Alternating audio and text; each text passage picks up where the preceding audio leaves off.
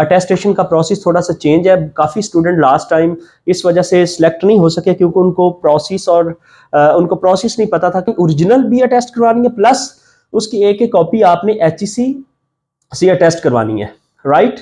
Graduates के लिए student जिनको मैंने गाइड किया, जो मेरे साथ कांटेक्ट में थे, उनमें टोटल पाकिस्तान में 3 स्टूडेंट की सिलेक्शन हुई है।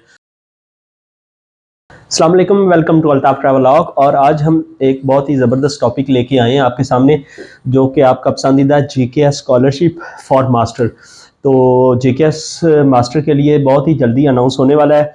अभी आज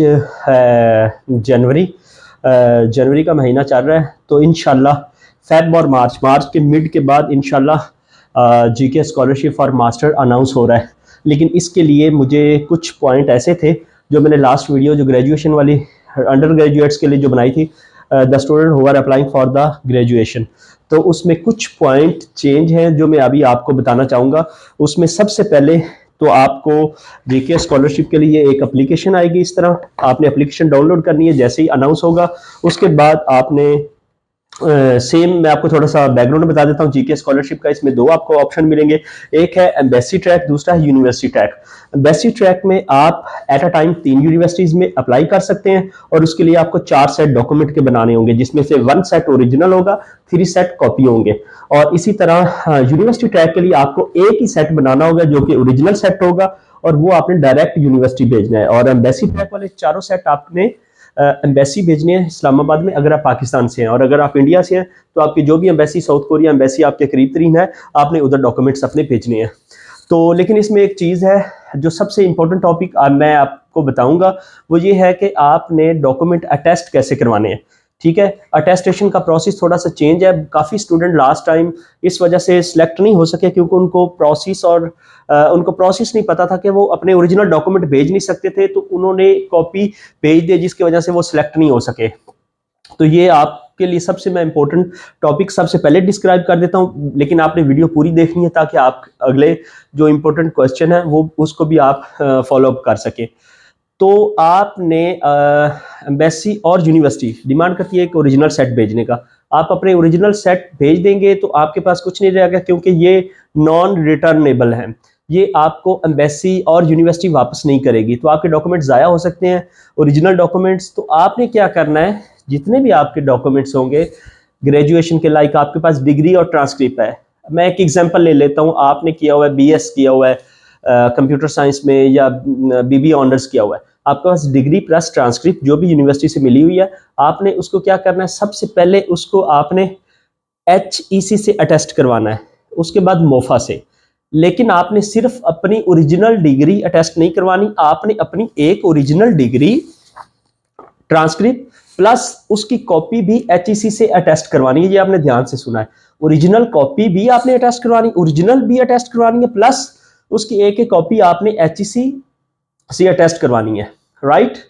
अब जो मोफा है, आप सिंपल कॉपी लेके जाओगे उनके पास अपनी डिग्री की, चाहे वो HEC स्टैम्प डिग्री है, उसकी सिंपल कॉपी लेके जाओ, वो अटेस्ट नहीं करेंगे, क्योंकि आप हमारा जो मोफा है वो सिंपल कॉपी को अटेस्ट नहीं करता। और जिस चीज़ को अगर आपने जो भी आपकी कॉपी है वो आप अगर वो मोफा ने अटेस्ट नहीं की हुई तो एम्बेसी भी उसको अटेस्ट नहीं करेगी, और ओरिजिनल डॉक्यूमेंट आप दे नहीं सकते हैं। इसलिए आपने एक सेट ओरिजिनल HEC से अटेस्ट करवाना है, राइट। अब उसकी कॉपी भी अटेस्ट करवानी है। वो जो कॉपी जिसको HEC ओरिजिनल अटेस्ट करेगा उसको मोफा भी अटेस्ट कर देगा।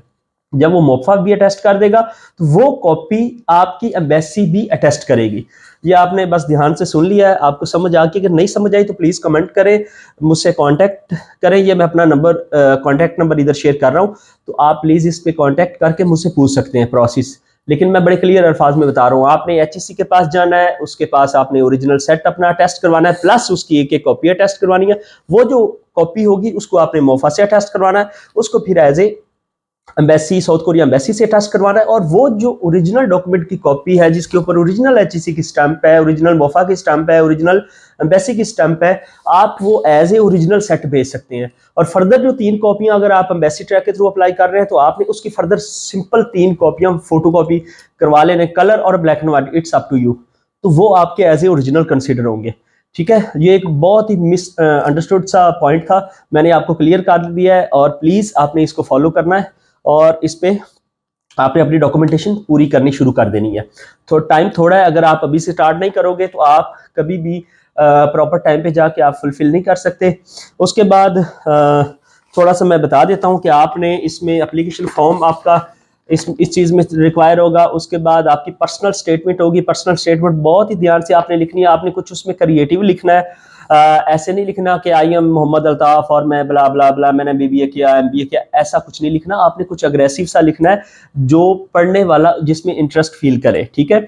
उसके बाद स्टडी प्लान भी आपने बहुत जबरदस्त सा लिखना। आपने ये नहीं कहना कि मैं साउथ कोरिया जाऊंगा और मैं उधर ही स्टे करूंगा, उधर ही रहूंगा, ऐसा कुछ नहीं लिखना, क्योंकि वो रिकमेंड नहीं करते हैं एम्बेसी वाले कि कोई भी स्टूडेंट्स बाहर से आए वो परमानेंट हमारे कंट्री में रहे। आपने थोड़ा सा ये एक उसमें अंदर आपने टॉपिक लेके चलना है कि मैं जाऊंगा, मैं स्टडी करूंगा, फिर वापस आके अपने कंट्री को सर्व करूंगा, ठीक है, या करूंगी, जो भी आपका है। उसके बाद बाकी आपके डॉक्यूमेंट जो कि वन लेटर ऑफ रिकमेंडेशन, आप किसी प्रोफेसर से टीचर से वो आपने रिकमेंडेशन लेटर उनसे लिखवाना है और उन्हीं से पैक करवाना है और उन्हीं से सील करवा के ऊपर सील के ऊपर सिग्नेचर करवाने हैं उनके और स्टैंप करवानी है।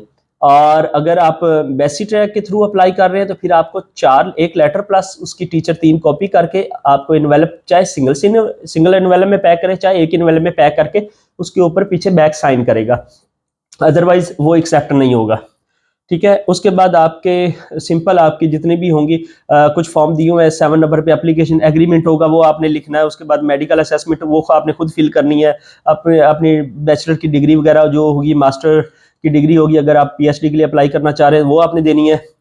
उसके बाद आपकी एफआरसी होगा, एफआरसी को भी, एफआरसी फैमिली रजिस्ट्रेशन सर्टिफिकेट, उसको भी आपने मोफा से अटेस्ट करवाना है और एम्बेसी में अटेस्ट करवाना है, अदरवाइज आपकी एप्लीकेशन एक्सेप्टेबल नहीं है।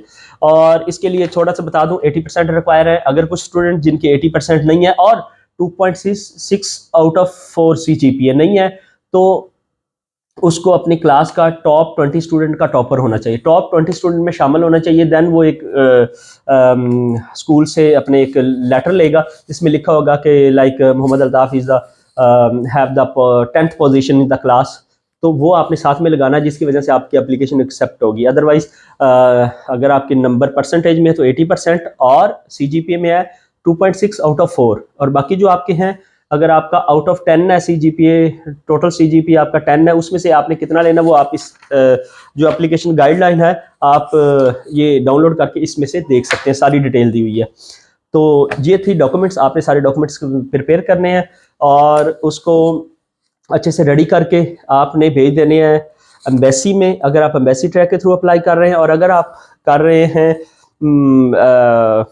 यूनिवर्सिटी ट्रैक के थ्रू तो आपने डायरेक्ट उस यूनिवर्सिटी में भेजने हैं जिस यूनिवर्सिटी में आप अप्लाई करने जा रहे हो।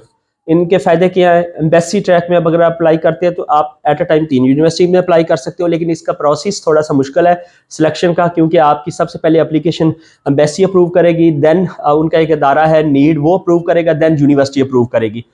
3 जगह से आपकी एप्लीकेशन अप्रूव होना ज़रूरी है, लेकिन आप अप्लाई 3 जगह कर सकते हैं। और दूसरा यूनिवर्सिटी ट्रैक में आप एक ही यूनिवर्सिटी में अप्लाई कर सकते हैं, ये इसका बैकड्रॉ है, लेकिन आपकी एप्लीकेशन 2 जगह से सिलेक्ट होगी, यूनिवर्सिटी प्लस नीड, 2 अदारे हैं, इसलिए दोनों का एक एडवांटेज एक डिसएडवांटेज है। इट्स अप टू यू कि किस पे अप्लाई करना है, लेकिन आपने अगर मुझसे थोड़ा मशवरा करना है कि किसके लिए हमारा ये प्रोग्राम है और हमें किस ट्रैक के थ्रू अप्लाई करना चाहिए, तो वो थोड़ी सी हर स्टूडेंट की डिफरेंट बैकग्राउंड है, तो आप प्लीज़ मुझसे कांटेक्ट करें, कांटेक्ट नंबर दिया हुआ है, इस पे कांटेक्ट करें और मुझसे पूछें और मैं इंशाल्लाह आपको बताऊंगा। तो ये थी आज की छोटी सी एक वीडियो, और प्लीज़ आप तैयारी करना शुरू कर दें GK स्कॉलरशिप फॉर मास्टर 2024 के लिए। तो ये बहुत ही ज़बरदस्त अपॉर्चुनिटी है, अगर आप अवेल कर लेते हैं you will be the lucky. Last जो अंडर ग्रेजुएट्स के लिए स्टूडेंट जिनको मैंने गाइड किया, जो मेरे साथ कांटेक्ट में थे, उनमें टोटल पाकिस्तान में 3 स्टूडेंट की सिलेक्शन हुई है। So it's the big achievement, congratulation for them, और आपके लिए भी इंशाल्लाह it's the good better opportunity, please apply for them. और जो भी आपको चीज़ समझ नहीं आती प्लीज़ मुझसे पूछें। Thank you.